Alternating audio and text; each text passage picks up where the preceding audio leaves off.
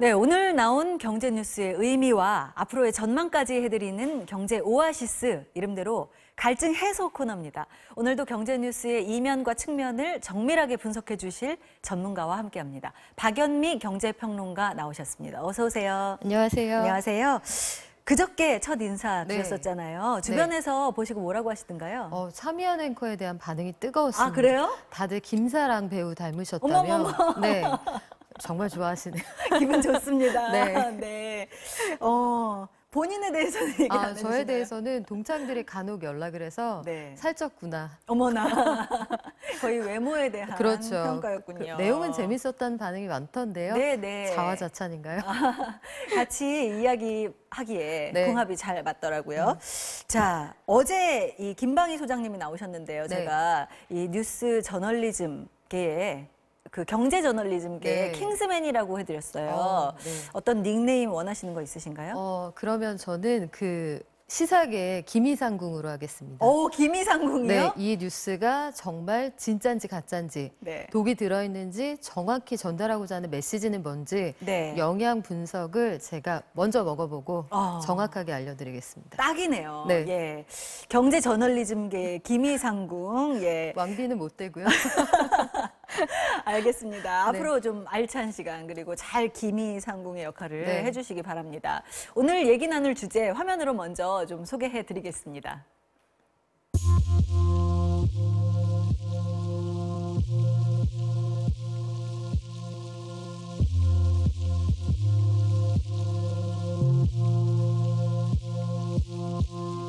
우리나라 고용시장의 위기를 알리는 경고등을 넘어서 고용 참사라 할 만한 충격적인 통계가 발표됐습니다. 자, 대참사로 불릴 정도로 악화된 이른바 고용 충격에 야 3당이 오늘 일제히 경제...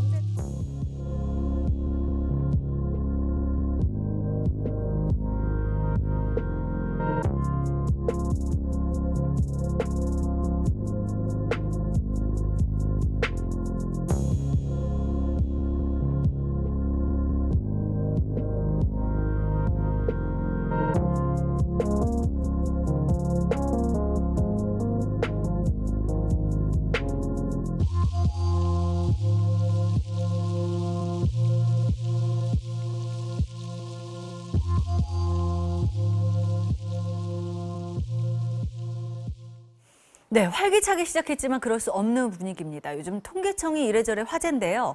지난달 일자리 동향을 오늘 아침에 발표했는데요. 취업자 증가수나 실업률 등 각종 지표가 하나같이 빨간불, 충격이라는 말까지 나오고 있습니다. 실업자 수는 계속 늘어서 외환위기 이후 최대 수준으로 치솟았는데요. 일자리 상황 얼마나 심각한지, 왜 좀처럼 나아지지 않는 건지 한번 짚어보겠습니다. 지난달에 이 날씨가 푹푹 쪘었는데요. 일자리 사정은 오히려 꽁꽁 얼어붙은 것 같아요.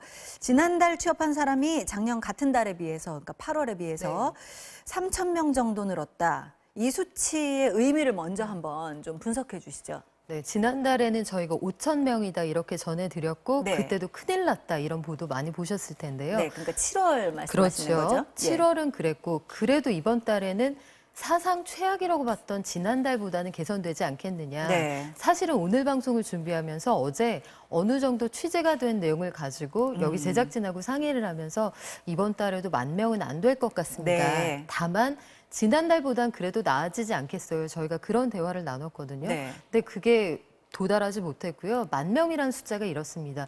저희가 평시에 이 정도면 경기가 좋지도 나쁘지도 않고 무난하게 흘러간다고 보는 숫자가 월간 기준으로 취업자 수 증가폭 한 30만 명 정도를 그렇게 판단을 하거든요. 네. 그리고 이게 20만 명대로 내려간다 그러면 약간 긴장해야겠는데 이렇게 판단을 하고요.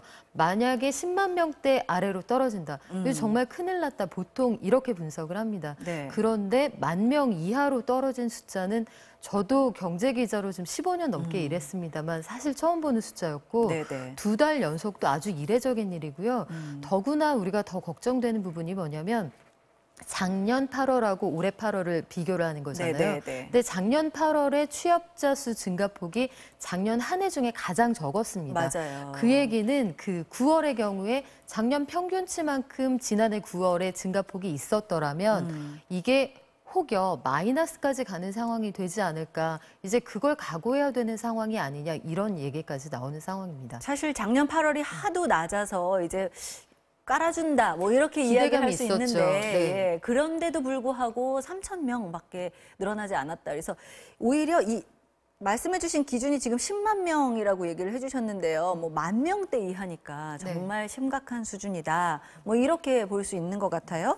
이 10만 명대 이하가 된 지는 아까 말씀해 주신 그 기준으로는 7개월째 된 건데요.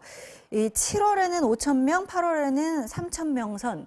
이거는 말씀하신 대로 10,000명대 이하인 거는 정말 심각한 거잖아요. 네, 저도 사실은 오랫동안 경제부에서 있었습니다만 네. 처음 보는 숫자였습니다. 네. 이거 왜 이런 건가요?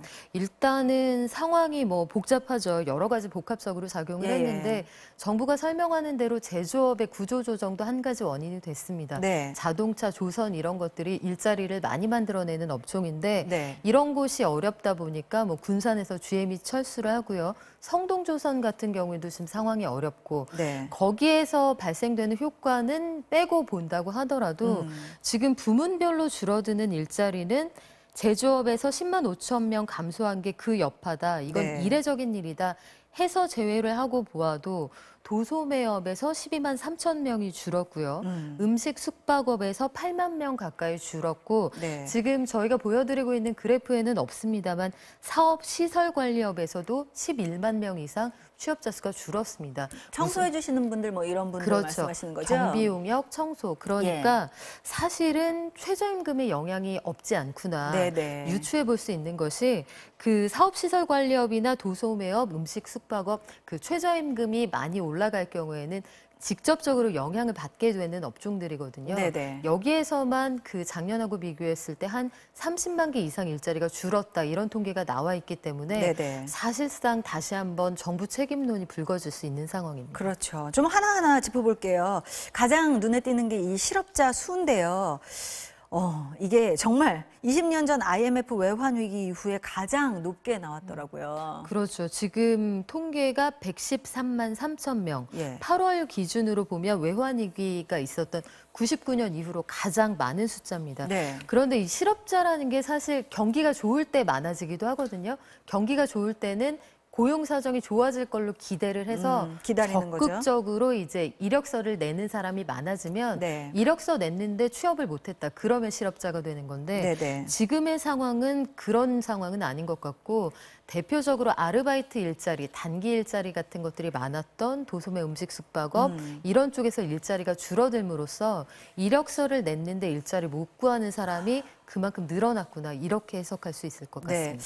이 연령대별로 보니까요. 40대가 굉장히 많은 타격을 받았더라고요. 이게 예전 IMF 때 취업 어려웠던 그런 연령대 아닙니까? 그러고서 그렇죠. 20년 있다가 지금 또 이렇게 취업이 굉장히 어려워서 실업자 수에 굉장히 많이 포함이 되는 것 같은데요. 지금 그래서 통계청에서도 비슷한 해석을 내놓고 있어요. 네네. 당시에 고졸 직원으로서 그 불안정한 일자리에 취업하셨던 분들이 20년 동안 그 일자리의 기반이 여전히 탄탄하지 않구나. 네네. 이런 것들을 유추해 볼 수 있다고 하고요. 혹여 이제 인구가 감소해서 그렇다 이런 주장이 나올 수 있는데 그 얘기는 여기에는 통용되지 않을 것 같습니다. 별로 왜냐하면 그렇게 영향이 없었다고요. 인구가 줄어든 것보다 취업자 수 감소폭이 더 컸거든요. 아, 그렇군요.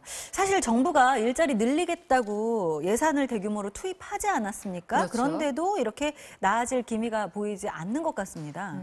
사실은 여러 가지 일자리 안정자금 같은 것들 대표적으로 생각이 떠오르실 텐데 네. 그런 것들이 전달되는 과정이 너무 오래 걸려요. 일단 상반기에는 제대로 집행이 되지 않았고요. 하반기에 아마 연말쯤 되면 어느 정도 집행이 될 텐데 일자리 안정자금을 지원받기 위해서 사업주들 혹은 거기 고용돼서 일하는 분들이 투입해야 되는 소위 마중물 같은 역할을 하는 본인 부담 비율이 상당히 높습니다. 네. 그러니까 임금이 낮은 분들이 부담하기에는 그 돈을 받으려고 내가 포기해야 되는 기회비용들이 크게 느껴지기 때문에 그렇군요. 일하는 분들이 저는 그거 지원 안 받을 테니까 차라리 시급을 더 올려주세요. 이렇게 주장하시는 분들도 계시고요. 네네. 무엇보다 고용보험에 가입되어 있지 않으면 지원을 받을 수가 없습니다. 그렇군요. 정부 얘기는요. 그래도 좀 인구 감소랑도 상관이 있고 뭐 제조업도 얘기를 하고 뭐 이러지만 한국개발연구원 이 KDI는 이 고용지표 딱 최악 이렇게 나오는 걸 보고 정부의 해석과는 좀 정면 배치되는 입장을 내놨잖아요. 인구 구조만으로는 설명이 안 된다. 급격하게 오른 최저임금 탓이다. 말씀해 주신 대로 그렇게 평가할 수 있는 건가요? 네, 국제연구기관이죠. KDI는. 그래서 사실은 KDI가 이런 의견을 내놓는 건 굉장히 이례적입니다. 그 정부에서 지원을 해서 사실상 정부 정책을 뒷받침하기 위해서 연구를 하는 기관이기 때문에 정부와 거의 대부분 의견이 같은 경우가 많거든요. 그런데 지금 KDI가 어제였어요. 하루 전에 내놓은 원래 보고서를 보면 경기 전망이 일단 달라졌습니다. 지난달까지는 경기가 그래도 꾸준한 회복세를 보이고 있다고 봤는데 이달에 내놓은 보고서에는 하락세다. 다만 수출이 이걸 급격하게 떨어지는 걸 막아주고 있다. 이렇게 평가를 했고요. 뭐 일자리 문제에 대해서도 명확한 입장을 내놨습니다. 최저임금 등의 정책 변수가 영향을 미친 것 같다. 인구 구조도 물론 변했고 경기도 나빴지만 그걸로 설명하기에는 고용지표 악화가 너무 심각하다. 이런 의견을 뚜렷하게 밝혔습니다. 아무래도 이 청와대 쪽에서는요. 오늘 이 통계청 그 발표도 굉장히 긴장하면서 기다렸을 거고요.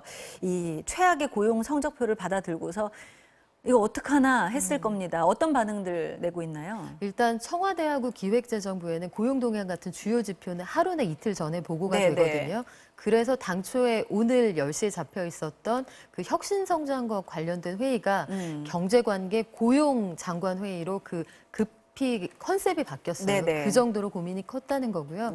청와대 반응은 이렇습니다. 김의겸 대변인이 오전에 정례 브리핑을 통해서 개인적인 의견임을 전제로 말을 하기는 했지만 경제 체질이 바뀌는 과정이 고통이다.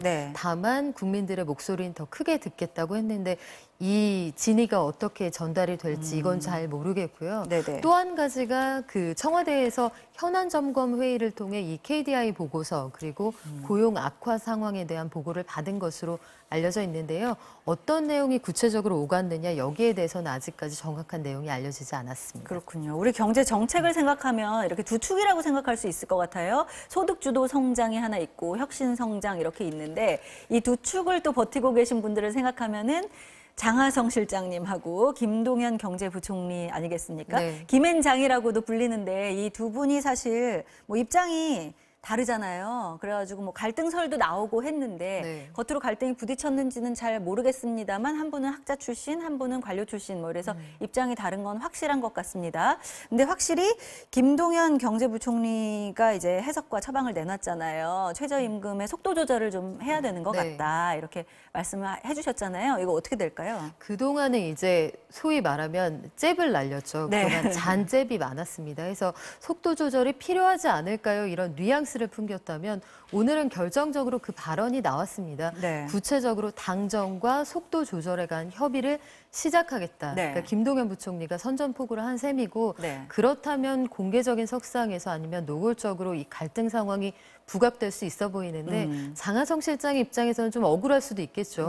경제 상황이 악화된 그 모든 것이 장 실장의 책임은 아닌데 그리고 김동연 부총리가 100% 혼자 잘하지는 않았을 텐데 소득주도 성장에 대한 여러 의견을 경청하지 않는 듯한 자세가 혹여 이쪽이 아주 잘못하고 있구나 이런 시각을 가지게 한 것은 아닌지 한 번쯤은 돌아볼 필요가 있을 것 같습니다. 시간은 다 됐습니다만 이제 우리가 그래도 뭔가 해법을 찾아봐야 되잖아요. 뭔가 반전의 카드가 될 수 있을 만한 거 없는지 간단하게 말씀해 주시죠. 일단 단기적으로는 SOC 예산을 좀 써야 될 거예요. 그거 이외에는 사실 답이 없습니다. 단기적으로 지표를 개선하는 데는 그래서 건설하고 토목하고 그러는 거거든요. 근데 현 정부가 우리는 아파트 지어서 경기 부양하는 거 안 하겠다. 이런 발언을 내놓은 마당이라 좀 겸연쩍을 수 있습니다만 생활 SOC 예산을 내년에 대폭 늘린다고 했거든요. 사실은 같은 얘기입니다. 그런 방식으로 해서 생활 SOC든 아니면 국민들의 편의시설이든 뭔가를 지으면서라도 지표를 좀 개선해 나가는 단기적인 노력은 필요하지 않을까 싶습니다. 단기적으로는 그렇더라도 또 이제 민간 부문 고용 창출도 과제로 남아있다고 볼 수 있겠죠. 자, 고용 동향을 자세히 보면 유독 서민들 일자리가 줄고 있습니다. 고용 시장의 칼바람을 가장 먼저 맞고 있는데 정부 대책이 좀 더 면밀하게 그려져야 하는 이유가 되겠죠. 화요일의 오아시스는 여기서 마무리하겠습니다. 우리 경제평론가계의 김희상궁 박영미 경제평론가였습니다. 고맙습니다. 고맙습니다.